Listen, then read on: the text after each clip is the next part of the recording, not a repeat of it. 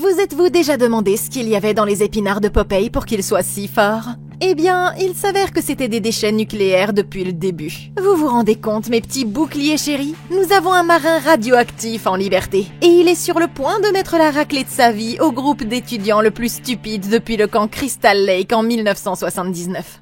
J'espère que vous avez mangé vos légumes verts, parce que je suis là pour vous expliquer les erreurs commises, ce que vous devriez faire, et comment battre le démon mangeur d'épinards dans Popeye the Slayer Man. Popeye est sur le point d'ouvrir bien plus qu'une simple boîte d'épinards. Tard dans la nuit, nous découvrons cette petite criminelle Adrienne qui fuit quelque chose dans le brouillard pour sauver sa vie. Réfléchissant rapidement, elle décide de se mettre à l'abri à l'intérieur de l'usine d'épinards abandonnée. Mais ce sera sa plus grosse erreur, car son chemin est coupé par une silhouette sombre aux bras absolument énormes, ce qui l'oblige à se cacher derrière une machine à proximité. Ces deux dealers la poursuivent à l'intérieur, mais un des gars est incroyablement nerveux, et il dit que cet endroit est hanté, soi-disant. Ils finissent par rattraper la fille après avoir trouvé sa cachette. Mais alors qu'ils l'entourent, ils entendent un étrange bruit de succion venant de l'autre côté de la pièce. Et une boîte d'épinards vide sort de l'ombre.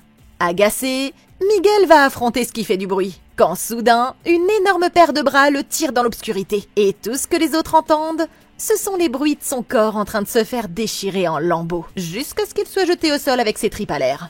C'est à ce moment-là que Popeye émerge enfin, et il attrape le minuscule couteau pathétique de la main de l'autre gars, et lui casse le poignet comme si c'était un cure-dent alors que le sang commence à jaillir de l'artère. Il place ensuite une main de chaque côté de sa tête, et l'écrase sans effort comme une pastèque. Adrienne se recroqueville de peur, et se met à lui crier dessus qu'il n'est qu'un monstre. Mais Popeye répond catégoriquement « Je suis ce que je suis » avant de se retourner contre elle cette fois. Ça fait 3 de moins. Et il en reste 11. Ok. Quelqu'un aurait vraiment dû expliquer à ces idiots que s'ils voulaient s'en prendre à Popeye, ils auraient mieux fait de manger leurs épinards. Je veux dire, il vient d'anéantir ces 3 pauvres jeunes sans subir la moindre blessure. Et c'est pourquoi s'ils avaient été malins, ils n'auraient jamais dû mettre les pieds dans ce labyrinthe de la mort pour commencer. Même si c'est mieux que rien, une usine abandonnée n'est pas vraiment le meilleur endroit pour se cacher, parce que vous pourriez facilement vous retrouver piégé à l'intérieur. Ils ont certainement dû y venir en voiture, donc au lieu de chercher un abri dans le bâtiment vide, j'aurais essayé de faire le tour, je serais retourné au véhicule, puis je me serais échappé complètement de la zone. Et ça, c'est sans parler du fait que cette usine est censée abriter un marin démoniaque avec des bras aussi gros que des bazookas. Donc, y aller alors que vous avez déjà entendu les légendes, c'est juste chercher les emmerdes. Ce gars était d'ailleurs un personnage tellement secondaire qu'on n'a même jamais appris son nom en fait. Mais il était cependant le seul à avoir du bon sens. Et si c'était moi, j'aurais arrêté de courir après Adrienne dès qu'elle est entrée dans le bâtiment. Maintenant, une fois que le marin a commencé à ouvrir une boîte de « je vais te botter le cul », il y avait 2 bien meilleures approches qu'ils auraient pu adopter. Il est tellement fort que c'en est fini tout de suite s'il parvient à vous attraper. Mais pour autant que nous le sachions, il est toujours vulnérable aux formes normales de blessures. Admettons qu'ils décident de travailler ensemble et qu'ils aient l'intention de se battre en équipe. Dans ce cas, ils auraient pu utiliser leur nombre pour créer une diversion. Une personne attirant l'attention de Popeye, tandis que les 2 autres se seraient tenus à ses côtés et auraient essayé de l'abattre avec une arme improvisée.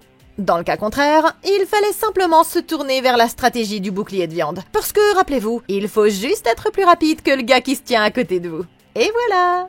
Je ne sais pas ce que ce gars avait prévu de faire ici avec ce petit cure-dent, ni pour quelle raison il a pensé une seule seconde que Popeye se soucierait du fait qu'il avait une otage. Mais pendant que le marin était occupé à pulvériser son crâne, Adrienne, elle, aurait eu largement une chance de courir vers la porte et de s'échapper, en profitant de cette occasion idéale pour pouvoir sortir de là.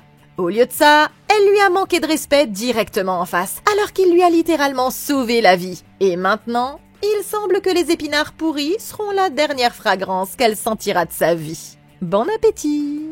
Le lendemain, ce passionné de cinéma Dexter retrouve sa meilleure amie Lisa et tente de la convaincre de l'aider dans son nouveau projet. Il prévoit de tourner un documentaire sur le fantôme du marin, et il a déjà recruté sa petite amie Olivia. Mais elle n'est pas convaincue jusqu'à ce qu'il mentionne que son beau gosse d'ami Seth l'accompagnera aussi. C'est suffisant pour rallier Lisa à sa cause, et avec l'aide de leur amie Cathy, ils sont prêts à explorer l'usine abandonnée à la recherche de la moindre preuve concernant cette vieille légende urbaine. Mais il est loin de se douter qu'il entraîne ses amis tout droit dans un piège mortel. À l'usine, Margot, l'agente immobilière, arrive pour rencontrer le propriétaire de l'immeuble, Monsieur Alistair. Il travaille sur un projet de démolition de la propriété pour la remplacer par des appartements de luxe. Et le propriétaire dit qu'il sera ravi de voir disparaître ce bâtiment. Mais avant qu'il ne finalise quoi que ce soit, elle lui dit que ses clients ont quelques inquiétudes quant au passé de l'immeuble. L'usine n'est pas seulement délabrée, elle est aussi connue pour être dangereusement contaminée. Et des rumeurs circulent sur le fait qu'elle pourrait ne pas être vraiment abandonnée, tout compte fait. Il la rassure en lui disant qu'il n'y a pas lieu de s'inquiéter. Il rappelle à Margot qu'elle ne sera payée que si la vente a lieu, et qu'elle a donc tout intérêt à ne plus poser de questions et à dire à ses clients que tout est en règle. Elle est d'ailleurs sur le point de lui donner raison quand ils remarquent tous les deux l'odeur caractéristique que dégage la fumée d'une pipe quelque part dans le bâtiment. Agacé, le propriétaire part vérifier, laissant Margot attendre toute seule. L'endroit lui donne déjà la chair de poule. Mais ce qu'elle ne sait pas, c'est qu'elle est observée par quelqu'un.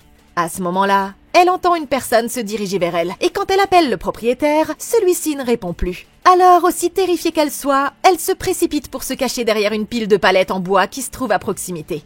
Elle saute d'un coup en avant et repousse l'homme dès qu'il s'approche d'elle, avant de heurter de plein fouet le propriétaire dans sa course vers la sortie. Il s'avère que ce n'était que l'agent de sécurité Angus, et après avoir convenu de se retrouver à son bureau, il demande à l'homme de fouiller la propriété à la recherche de tout signe d'intrusion, lui donnant la permission de s'en débarrasser par tous les moyens nécessaires. Mais ce type ne se doute pas que ça va être son dernier travail de la nuit. Le gardien commence sa patrouille par un contrôle des espaces de stockage de l'immeuble, et il prend une lourde clé à molette au cas où il aurait des ennuis. À ce moment-là, quelqu'un passe à l'autre bout du couloir, et il met les intrus au défi de sortir. Il les suit dans les escaliers jusqu'à l'étage et atteint les toilettes. Il entend de l'eau couler à l'intérieur d'une cabine, mais quand il ouvre la porte, il est écœuré de découvrir les corps mutilés des deux dealers, ou ce qu'il en reste, empilés contre le mur. Il retourne à l'extérieur en titubant et se retrouve face à face avec le marin. Popeye fait craquer ses articulations et s'apprête à donner une nouvelle fois une correction. Visiblement, cet idiot semble penser qu'il a une chance, mais le marin intercepte facilement son attaque et lui donne un coup de poing dans la mâchoire, avant de lui asséner un uppercut si puissant qu'il le soulève de terre et l'envoie se fracasser sur le sol. Complètement sonné, il ne peut rien faire quand Popeye se penche au-dessus de lui, l'air furieux.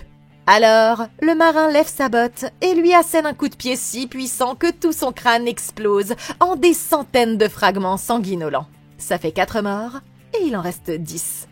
Ok, je sais pas ce qui lui est passé par la tête, mis à part la botte de Popeye bien sûr. Mais Angus aurait dû savoir qu'il ne fallait pas se frotter à ce démon aux épinards. L'agent de sécurité ici présent pensait être un dur à cuire, mais après avoir vu ce que le marin a fait aux autres, ses priorités auraient dû instantanément passer de la baston à la survie pure et simple. Vous voyez, le problème avec Popeye, ce n'est pas seulement qu'il est bourré d'épinards radioactifs, c'est que les épinards lui donnent une force prodigieuse. Tout au long de sa carrière, nous l'avons vu affronter des personnages légendaires comme Hercule, reconstruire un cuirassé entier et même frapper le soleil lui-même. Mais en fait, un seul de ses tours de force les plus ordinaires, celui de plier des barres d'acier à main nue, le classe déjà dans la catégorie des surhommes. Et oui, c'est vrai, une simple barre d'acier standard.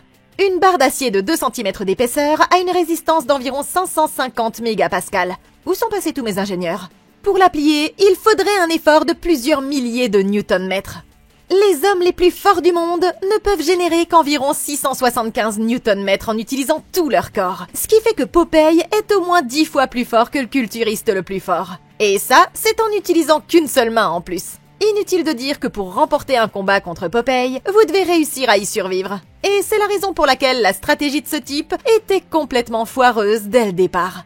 Vous voyez, prendre une arme n'est pas seulement une bonne idée, c'est essentiel, parce que c'est le seul moyen de lui infliger suffisamment de dégâts pour l'assommer. Mais le problème, c'est qu'Angus a choisi son arme avant même de savoir ce qu'il attendait. Maintenant, la clé à molette peut être très efficace, mais elle vous oblige à vous approcher trop près. Au lieu de ça, j'aurais opté pour un extincteur, parce qu'il peut toujours être utilisé comme un gourdin. Mais vous pouvez aussi aveugler temporairement votre adversaire avec le jet si nécessaire, ce qui vous donnera une chance de vous enfuir. Bon, clairement, je me fiche du nombre de postes de gardien qu'il a occupé auparavant. Mais si vous êtes confronté à un type dont les avant-bras sont aussi larges que votre poitrine, c'est pas se dégonfler que de décider de se tirer pour sauver sa putain de vie. C'est juste faire preuve d'intelligence. Donc, au lieu de le poursuivre, j'aurais lancé la clé à molette aussi fort que possible en direction de la tête de Popeye, puis j'aurais attrapé le filet sur la caisse derrière lui, je l'aurais jeté sur la tête de Popeye pour le ralentir, et je me serais enfui par la grande porte ouverte qui se trouvait à 3 mètres de là. Je préfère largement devoir chercher un nouveau boulot plutôt que de finir explosé sous la godasse de Popeye. Par conséquent, il vaut toujours mieux s'enfuir quand on en a l'occasion. De retour en ville, il s'arrête au bar de Cathy pour s'assurer qu'elle sera toujours dès l'heure cette nuit. Si tout se passe comme prévu, ils espèrent obtenir des images du fantôme du marin qui entrait les lieux. Mais quand il les entend, le vieux loup de mer décrépit du coin leur dit que les histoires sont vraies. Et il les avertit de rester loin, très loin de l'usine s'ils tiennent à leur vie. C'est alors que son petit ami Joey entre, et il est clair qu'elle n'est pas vraiment heureuse de le voir. Il est frustré d'entendre qu'elle va toujours à l'usine avec Dexter et ses autres amis. Mais elle reste sur ses positions et insiste sur le fait de s'en tenir à ce qu'elle a prévu. Ça ne l'empêche pas d'être agressif envers elle sans raison. Alors, il décide de partir avant qu'il ne cause plus de problèmes.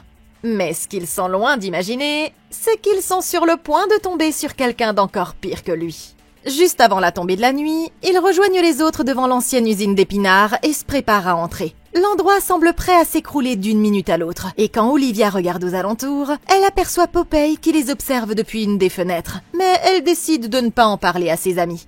Ils se heurtent à leur premier obstacle avant même d'avoir mis un seul pied dans le bâtiment, parce que leur réalisateur ne savait pas que la porte serait verrouillée. Mais heureusement, Olivia intervient pour sauver la situation. Elle emprunte une lime à ongles à Cathy et parvient à crocheter la serrure sans trop d'efforts, ce qui impressionne ses amis et leur permet d'entrer dans le bâtiment. Alors qu'ils jettent un premier coup d'œil, ils sont surpris par un appel téléphonique du petit ami de Cathy, mais elle le refuse et renvoie l'appel vers sa boîte vocale à la place. Elle pense peut-être qu'il s'agit là d'une limite raisonnable, mais Joey, lui, est absolument fou de rage. Et la situation empire quand ses potes commencent à lui souffler qu'elle est probablement en train de le tromper avec Dexter. Il décide alors d'aller voir par lui-même et de les choper à l'usine. Mais seul Terry pense que c'est une mauvaise idée. Il a entendu les histoires sur le fantôme du marin qui est si fort qu'il est capable de se battre contre 10 hommes à la fois. Mais ses copains sont convaincus qu'il ne s'agit que d'une légende. Et il a beau essayer de les dissuader, ces deux-là n'abandonneront pas tant qu'ils n'auront pas appris leur leçon à leurs dépens. Ok, ces connards sont sur le point de faire une énorme erreur. Mais pour Dexter et ses amis, c'est en fait une bonne nouvelle qu'ils se pointent. Ils ne sont pas du tout préparés à ce qu'ils vont rencontrer à l'intérieur. Et même s'ils n'ont pas encore rencontré le marin, ils les surveillent déjà. Ce n'est donc qu'une question de temps avant que le bain de sang ne commence. Je veux dire, même le pilier de bar qui leur était inconnu est intervenu pour les avertir que Popeye n'aime pas les visiteurs. Attendez les gars, quand votre conversation déclenche un exposé menaçant de la part d'un PNJ aléatoire, vous devez prendre ces conneries au sérieux. C'est pourquoi, si je m'étais engagée à faire cette excursion, je me serais d'abord assurée que nous disposions de l'équipement adéquat. Maintenant, il y a une chose qu'ils ne prennent pas en compte. Ce sont les risques environnementaux d'un endroit comme celui-ci. Cette usine est abandonnée depuis plus de 20 ans, et étant donné qu'elle est située près des docks, il est fort probable que d'énormes colonies de moisissures noires se soient déjà formées dans l'ensemble du bâtiment. Avis à toutes les colonies de moisissures noires qui se trouvent là-bas, vous êtes des sacrés saloperies. Il y aura des effets secondaires à cause des particules en suspension dans l'air, notamment des difficultés respiratoires, et même des hallucinations en cas d'inhalation de cette saleté noire. Sachant cela, une des premières choses que j'aurais emportées aurait été des masques respiratoires pour toute la bande. Bon, on continue. Se séparer crée aussi une situation dangereuse, parce que rien ne garantit que les téléphones capteront du réseau dans toutes les parties de l'usine. Je veux dire par là qu'au lieu d'utiliser leur téléphone, ils auraient dû emporter des talkie-walkie ou des sifflets pour chacun ou ce genre de truc.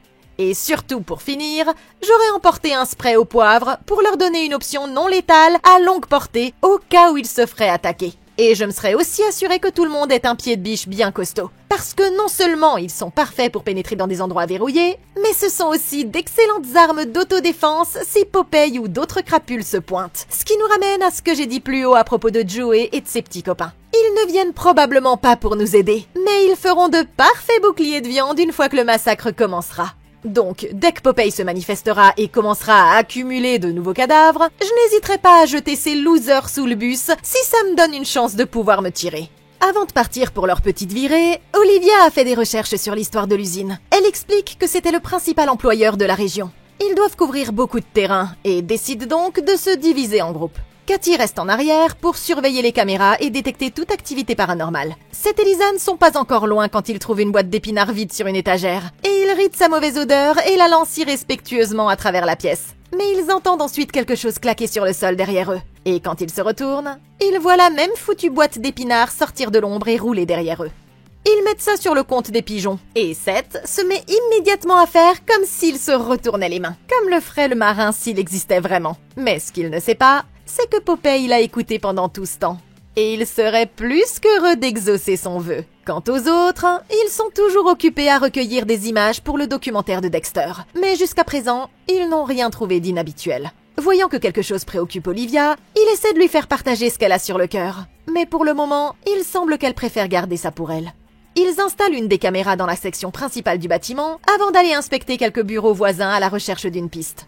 Au poste de contrôle, Cathy passe le temps en faisant défiler sa page d'Instagram, mais elle est tellement distraite qu'elle ne remarque même pas que Popeye apparaît sur l'écran quelques instants seulement après leur départ. Pendant ce temps, l'agente immobilière Margot revient après s'être rendue compte qu'elle a oublié des documents importants. Elle remarque les autres voitures garées à l'extérieur et s'inquiète de l'absence de l'agent de sécurité. C'est assez étrange, mais elle parvient à retrouver les documents sans difficulté. Le seul problème, c'est que quelqu'un ne veut pas que son projet immobilier aboutisse. Elle retourne vers sa voiture, mais elle trébuche sur quelque chose dans l'obscurité. Et quand elle baisse les yeux, elle découvre avec horreur qu'il s'agit du corps décapité du gardien.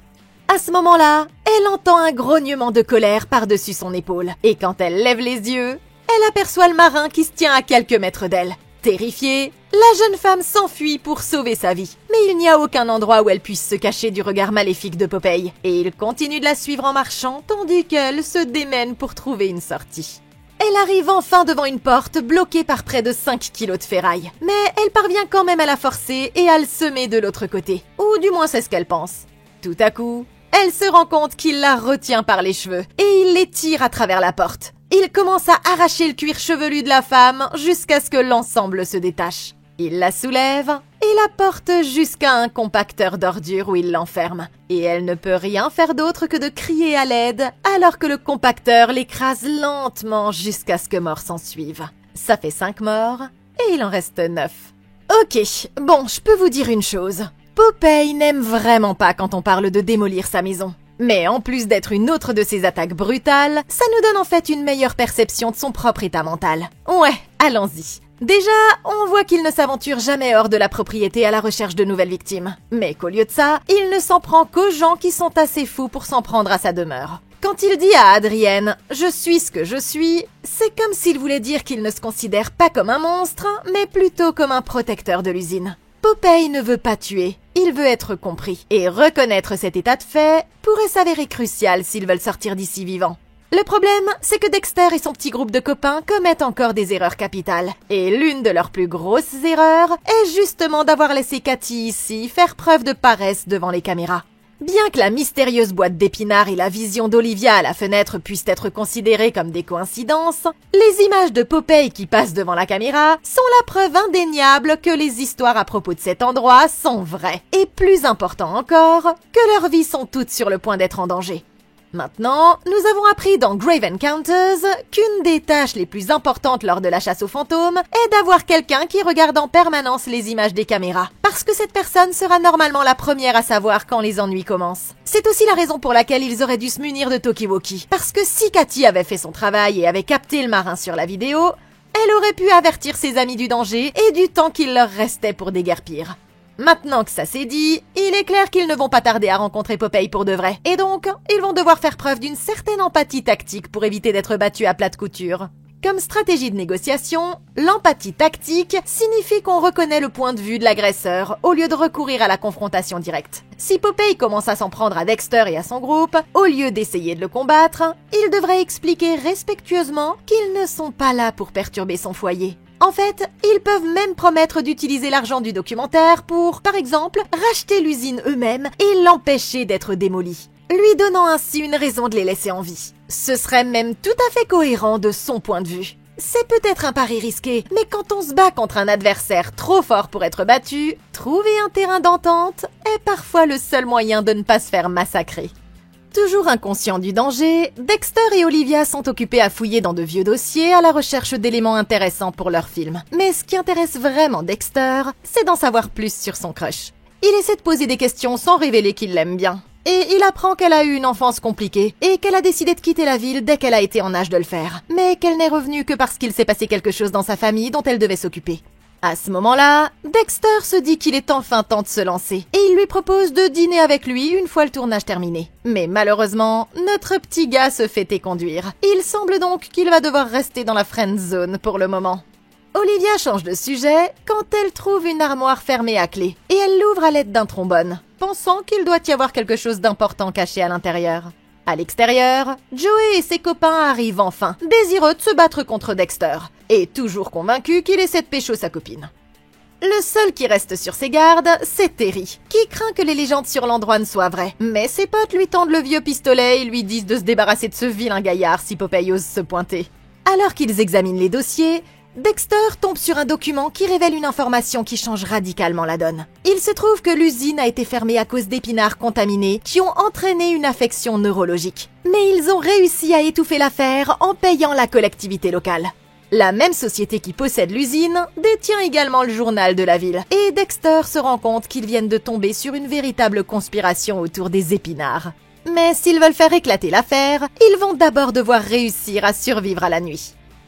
Ils sont sur le point de s'embrasser pour la première fois quand ils sont interrompus par leurs deux amis. Mais les retrouvailles ne durent pas bien longtemps, puisque quelque chose d'autre attire leur attention.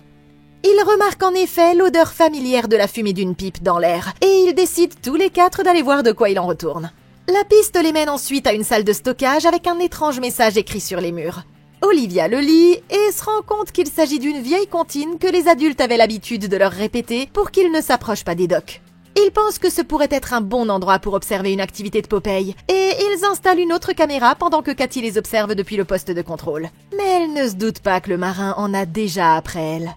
La jeune fille est toujours en train de scroller sur son téléphone et elle se lève d'un coup pour se servir une tasse de café. Mais pendant qu'elle a le dos tourné, Popeye entre dans la pièce et jette un coup d'œil à l'ordinateur. Et il devient presque hypnotisé au moment où il aperçoit Olivia sur l'écran. Cathy se retourne, le voit assis là et prend instantanément la fuite. Horrifiée de découvrir que les légendes étaient vraies depuis le début. Ok les gars, vous vous doutez bien de ce que je vais dire, mais on dirait que ce merdier vient de devenir bien réel. Et maintenant que Popeye est sur le point de passer à l'attaque, Dexter et ses amis, eux, sont sur le point de devoir se lancer dans une lutte acharnée pour sauver leur vie. Ces 5-là n'auront aucune chance s'ils se laissent éliminer un par un. Mais la bonne nouvelle, c'est qu'ils viennent d'apprendre des informations extrêmement importantes qui pourraient les aider à survivre. Revenons à la mystérieuse énigme qu'ils ont trouvée écrite sur les murs. Vous vous souvenez ?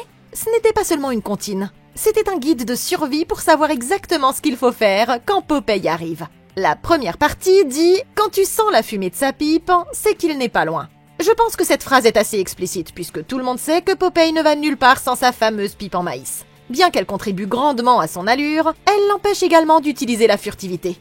Le nez humain est étonnamment sensible, capable de capter même des traces d'odeur qui persistent dans l'air. Pour les arômes forts comme la fumée de pipe, nous pouvons détecter des concentrations aussi faibles que 0,5 parties par million, ce qui leur permet de sentir Popeye à une distance de 15 mètres.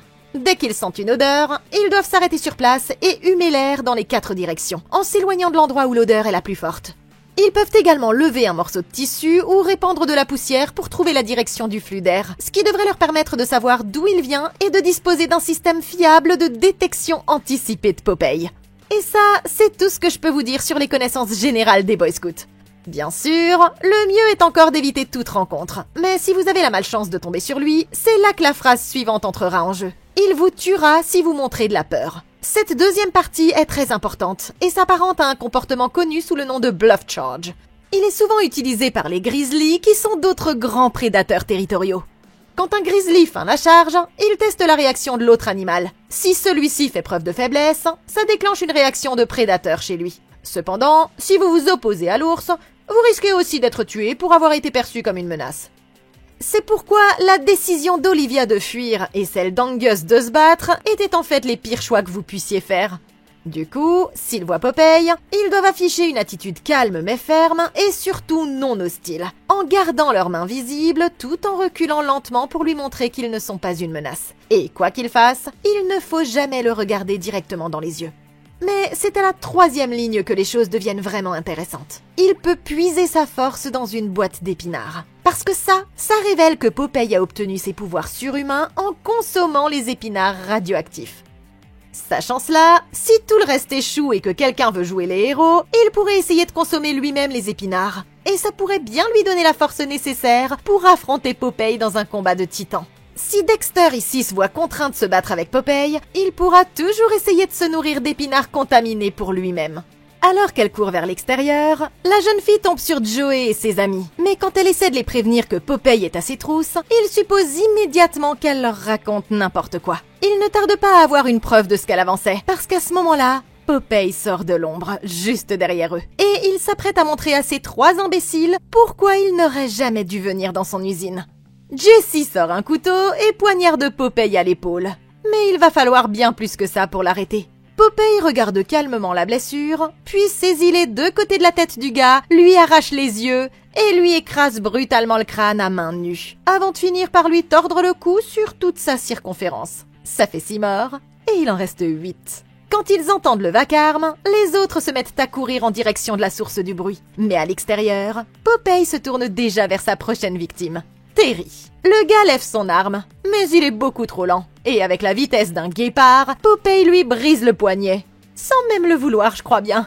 Paniqué, Terry prend ses jambes à son cou, ce qui nous laisse seul Joey encore debout. Mais alors que le marin s'apprête à déchaîner ses coups de poing rageurs, Joey se rend compte qu'il n'est pas de taille face à ce guerrier bien supérieur, et il décide qu'il ferait mieux de s'en aller lui aussi. Du coup, Cathy se retrouve totalement sans défense. Mais heureusement pour elle, Popeye passe à autre chose sans l'ajouter à son tableau de chasse. Quand les autres reviennent au poste de contrôle, ils s'inquiètent de voir que Cathy a mystérieusement disparu. Ils décident donc de se séparer en groupe de 2 et de partir à la recherche de leur ami. Quant à Terry, il parvient à retourner jusqu'à l'extérieur et il ferme la porte derrière lui tout en boitillant jusqu'à la voiture, qu'il a du mal à faire démarrer en raison de sa blessure à la main. Enfin, il parvient à mettre le moteur en marche et il appuie sur l'accélérateur. Mais pour une raison qui lui échappe, la voiture n'avance pas. Un coup d'œil dans le rétroviseur lui permet de constater que Popeye est en train de tenir le pare-choc arrière, soulevant les pneus complètement du sol. Il n'a d'autre choix que de s'enfoncer plus profondément dans la propriété, à pied. Et cette fois, il termine poursuivi jusqu'au dock abandonné. Mais il est tellement pressé qu'il ne remarque pas une planche tapissée de clous qui se trouve sur son chemin. Et il marche accidentellement dessus, s'enfonçant la pointe à travers son pied. Terry hurle de douleur et il est obligé de s'arrêter pour retirer lui-même le clou. Mais Popeye a entendu ses cris et il le mène tout droit vers l'arme parfaite. Le voyou tente de s'en aller, mais il ne peut plus fuir nulle part. Alors qu'il gît sur le sol en implorant sa pitié, Popeye soulève une ancre en l'air et l'abat directement sur son cou, le décapitant brutalement en 2 coups puissants seulement. Ça fait 7 morts et il en reste encore 7. Ok, c'est peut-être une des choses les plus embarrassantes que j'ai jamais vues. Ces types étaient 3 fois plus nombreux que Popeye, ils avaient un putain de pistolet, et pourtant ils se sont chacun fait laminer dans les 30 premières secondes de leur combat. La raison pour laquelle ils se sont si mal débrouillés, c'est parce qu'ils ont enfreint toutes les règles de survie quand il est question d'une rencontre avec Popeye. Pas vrai ? Il suffit de regarder ce type pour comprendre qu'il ne s'agit pas d'un combat ordinaire, mais d'un combat de boss. Au lieu de l'attaquer l'un après l'autre, ils auraient plutôt dû prendre leurs jambes à leur cou, ou utiliser leur nombre à leur avantage. Par exemple, pendant que Popeye était distrait par Jessie, Terry aurait pu le frapper avec son arme ou même viser l'extincteur à côté duquel il se tenait, ce qui l'aurait fait exploser et aurait pulvérisé des produits chimiques un peu partout, désorientant ainsi le marin et leur donnant peut-être une chance de s'enfuir. En ce qui concerne Terry, il avait la meilleure arme qu'on puisse avoir, mais la façon dont il a décidé de l'utiliser n'était pas du tout la bonne. Tout ce qu'il avait à faire, c'était de rester en retrait d'une 15aine de mètres et de vider son chargeur. Mais il s'est approché si près que Popeye l'a désarmé avant même qu'il n'ait pu tirer un seul coup de feu. Cette blessure au poignet semble avoir sectionné une artère, ce qui veut dire que l'hémorragie ne se serait pas arrêtée d'elle-même. Oh que non! Et il allait probablement perdre connaissance dans les 5 à 10 minutes s'il ne faisait rien pour maîtriser la situation. Je veux dire par là qu'il n'aurait certainement pas eu assez de temps pour se rendre à l'hôpital de toute façon. Donc au lieu de se précipiter dans la voiture, sa première priorité aurait dû être d'entourer un tissu propre autour de la plaie et d'appliquer un garrot au-dessus de son coude à l'aide d'une ceinture, d'un câble électrique ou même de sa propre chemise pour arrêter l'hémorragie. Quand Popeye l'a finalement rattrapé, il était tellement amoché qu'il n'y avait plus aucune chance qu'il puisse se défendre. Mais si c'était moi, mon dernier espoir aurait été de rouler sur le quai jusque dans l'eau. Le marin aurait peut-être sauté à l'eau après lui, mais il aurait au moins eu une petite chance de pouvoir nager en lieu sûr, au lieu de se faire rajouter à la liste des victimes. À l'intérieur de l'usine, Joey trouve le pistolet et commence à chercher une autre sortie. Mais c'est alors qu'il entend quelqu'un venir vers lui, quand il est en haut d'une volée de marche. Pensant qu'il s'agit de Popeye, il saute de son coin et tire sans même attendre de confirmer la cible. Mais il se rend compte qu'il vient de tirer sur Cathy en plein dans la région des reins. Blessée et terrifiée, la jeune fille s'effondre sur place, incapable de croire ce qui vient de lui arriver. Mais il semble que Popeye les ait entendus lui aussi, parce qu'un instant plus tard, il monte les marches, traînant son ancre derrière lui. Dès qu'il le voit arriver, Joey lève son arme et appuie sur la détente, mais l'arme s'enraye. Alors il décide héroïquement d'abandonner sa petite amie pour la deuxième fois, se sauvant de là comme une poule mouillée juste au moment où Popeye se rapproche pour sans doute une autre mise à mort. Après être tombé sur un décor, Seth et Lisa réalisent qu'ils doivent quitter l'usine et trouver de l'aide. Mais ils découvrent qu'ils ont été enfermés à l'intérieur. Comme ils ont besoin d'un nouveau plan de fuite, ils se disent qu'ils pourraient choper du réseau s'ils parviennent à atteindre le toit. Mais quand ils regardent en arrière, ils sont terrifiés de voir que Popeye bloque déjà le couloir, ce qui les oblige à choisir un autre itinéraire. Ils se retrouvent finalement sur une passerelle qui surplombe les ateliers de l'usine. Et le seul moyen d'accéder au toit est de franchir une large brèche de façon périlleuse. Lisa tente de l'en empêcher, mais Seth insiste. Et alors qu'il se penche sur le bord de la rambarde, il perd tout à coup sa prise, ce qui le fait plonger dans le vide jusqu'à l'étage inférieur. Par chance, il atterrit sur une pile de carton qui amortit sa chute, mais son pied se retrouve pris dans un filet de pêche. Il commence à tirer sur le filet pour essayer de le libérer. Et Lisa se précipite vers lui, soulagée de voir qu'il est toujours en vie. Mais alors qu'ils échangent leur premier baiser, des fers à béton se décrochent tout à coup et tombent à la verticale pour empaler Seth en plein dans le ventre. Ce qui nous fait 8 morts, et il en reste 6. Effrayée et accablée, la jeune fille part à la recherche de ses autres amis, quand quelqu'un l'attrape par derrière. C'est Joey, mais au lieu de chercher une issue, il dit qu'il va retrouver Popeye et prendre sa revanche, laissant Lisa livrée à elle-même. Lisa ne sait plus du tout où aller, alors elle se dirige nerveusement à travers l'usine, mais le marin apparaît tout à coup devant elle, ce qui l'oblige à retourner en courant sur ses pas. Elle finit visiblement par se retrouver sur la passerelle que Seth a empruntée et qui lui a coûté la vie. Mais comme Popeye se rapproche d'elle, elle n'a d'autre choix que d'essayer de franchir le même passage mortel. Et tout à coup, elle perd l'équilibre elle aussi, et tombe elle aussi directement sur les mêmes barres de fer qui ont tué son petit ami. Ça fait 9 morts, et il en reste 5. Ok, waouh, je veux dire waouh. Vous vous souvenez quand j'ai dit que la mort de Terry était une des choses les plus embarrassantes que j'ai jamais vues? Ouais ben c'était une erreur. Celle-ci doit être sans aucun doute une des 5 façons les plus idiotes que j'ai jamais vues de faire mourir 2 personnages. Seth et Lisa, je dois vous dire que vous avez tout simplement merdé. Je veux dire, oh Seigneur, par où commencer? Oh, je sais. Pourquoi pas quand vous avez tous les deux décidé de mettre les pieds dans ce piège mortel, Je suis peut-être naïve, mais pénétrer dans une usine d'épinards hantée où des dizaines de personnes ont mystérieusement disparu, ça me semble pas être une bonne idée. En bref, ça pue et c'est dangereux. Donc si tous les deux vous vouliez juste une chance de vous ploter dans un coin, vous auriez plutôt dû aller dans un parc ou un truc dans le genre, comme le font les adolescents normaux. Maintenant, je reconnais que décider tout de suite de demander de l'aide, c'était en fait le meilleur choix que vous pouviez faire. Mais malheureusement, c'est aussi la dernière chose intelligente que vous avez réussi à faire. Je n'ai évidemment jamais visité cette usine personnellement, mais je peux vous dire avec certitude que faire du parcours pour franchir une zone de chute mortelle n'était certainement pas la seule façon de vous en sortir. T'es pas dans un putain de niveau de Mario là, c'est un lieu de travail, avec des portes, des fenêtres, des escaliers de secours et la liste est longue. Popeye n'était même pas à côté de vous quand c'est arrivé, ce qui veut dire que vous aviez largement le temps de faire demi-tour et d'atteindre la sortie vers le toit comme vous le vouliez. Mais que Lisa décide d'essayer la même chose moins de 5 minutes plus tard, là c'est la théorie du darwinisme qui fait son œuvre. Genre, il y a la bêtise et puis il y a ce qui s'est passé ici, bordel. Et quand vous êtes tous les deux tellement cons qu'un objet inanimé réussit à vous éliminer tous les deux à la place du marin radioactif, alors désolé, mais c'est que vous avez merdé. Oh. Pendant que Popeye était occupé avec les autres, Dexter et Olivia sont entrés dans ces quartiers maléfiques. Je veux dire, cet endroit est rempli de photos de sa famille. Et bizarrement, sa femme ressemble trait pour trait à Olivia. Ils trouvent le badge d'identification de la femme à côté d'une pile de vieux dossiers. Et en les examinant, ils découvrent que c'était en fait une lanceuse d'alerte qui a disparu après avoir parlé à la presse de la contamination survenue dans l'usine. Au fil des ans, Popeye est devenu complètement cinglé en cherchant sa femme, et il a survécu grâce à des boîtes d'épinards pourries, jusqu'à ce qu'il pète les plombs et se mette à attaquer tous ceux qui franchissaient les portes de l'usine. À ce moment-là, ils sentent l'odeur caractéristique de la fumée de sa pipe, et ils réalisent qu'il se dirige vers eux, ce qui les oblige à se cacher juste au moment où le marin entre dans la pièce. Et après s'être assis et avoir éclaté une boîte d'épinards radioactifs, il remet son chapeau et ressort, prêt à dénicher sa prochaine victime. Dès que la voie est libre, ils se remettent à la recherche de leurs autres amis, et ils ne tardent pas à les retrouver empalés au sommet d'une pile de carton. Un peu plus loin, ils trouvent un passage qui pourrait mener à la sortie du bâtiment. Et comme ils ne sentent pas de fumée de pipe, ils jugent qu'il n'y a pas de danger à continuer. Dexter ouvre la voie, mais quand il semble sur le point d'être libre, il ouvre la porte et se retrouve face à Popeye qui l'attend de l'autre côté. Et le grand gaillard le soulève en l'air comme si c'était un gosse, et il lui casse le poignet d'une simple compression. Avant qu'il ne porte le coup fatal, Olivia crie au monstre de laisser son ami tranquille. Bizarrement, il l'écoute, et il laisse retomber Dexter sur le sol tandis que le couple lui claque la porte au nez.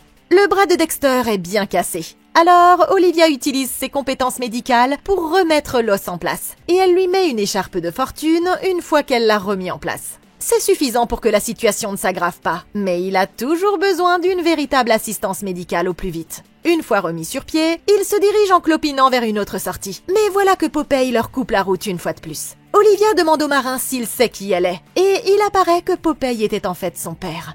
Il lui tend la main pour lui signifier qu'il ne lui veut pas de mal. Mais tout à coup, un coup de feu retentit dans l'usine et il est touché en pleine poitrine. C'est ce connard de Joey qui est revenu pour foutre à nouveau la merde. Et Olivia se précipite sur lui alors que le marin se retourne et disparaît plus profondément dans le bâtiment. Il court vers Joey et tente de lui expliquer que Popeye est fou parce que les épinards sont radioactifs. Mais Joey menace de les tuer tous les deux s'ils essaient de l'arrêter. À ce moment-là, Popeye lui fonce dessus depuis les ténèbres. Interrompant le combat, Olivia interpelle son père et tente une dernière fois d'atteindre ce qu'il lui reste d'humanité. Mais alors qu'elle semble avoir réussi à le toucher, Joey lui braque une boîte d'épinards sur le cou, menaçant de la tuer pour se venger de ses amis. À la dernière seconde, la jeune fille lui marche sur le pied, s'offrant ainsi une chance de lui échapper. Et dès qu'elle est hors de portée, Popeye le plaque au sol et lui arrache le bras tout entier, avant de le frapper avec encore et encore, jusqu'à ce qu'il soit définitivement battu à mort. Ça fait 10 morts et il en reste 4. Ils découvrent en titubant dehors que la lumière du jour apparaît et sont soulagés de constater que Cathy est toujours en vie alors qu'une ambulance arrive sur les lieux. Quand la police leur demande ce qui s'est passé, ils affirment qu'ils ont été attaqués par un cinglé qui s'est enfui vers les docks. Mais ils sont les seuls à connaître la vérité. Quelques heures plus tard, le propriétaire Monsieur Allister est au téléphone pour tenter de conclure un nouveau contrat, quand il trouve une boîte d'épinards sur le sol. Et tout à coup, Popeye apparaît juste derrière lui et lui écrase le crâne dans un dernier acte de vengeance. Ça fait 11 victimes et il reste 3 survivants. Et je suis presque sûre que Dexter et Olivia ne verront plus jamais les boîtes d'épinards de la même façon. Bon sang les gars, what? Je veux voir tous les slashers avec Popeye. Continuez à en produire, je veux que les slashers de Popeye deviennent un genre altruiste. Allez-y les amis, dites-moi tout de suite, quel est votre slasher de Popeye préféré? Et si j'ai raté quelque chose dans cet épisode, ayez la gentillesse de me le faire savoir dans les commentaires ci-dessous. Merci beaucoup d'avoir regardé. Laissez un like, abonnez-vous et consultez la playlist de Comment Battre pour plus de vidéos comme celle-ci. Je suis là pour vous. Nous, on se retrouve dans la prochaine vidéo. Et d'ici là, passez une excellente journée!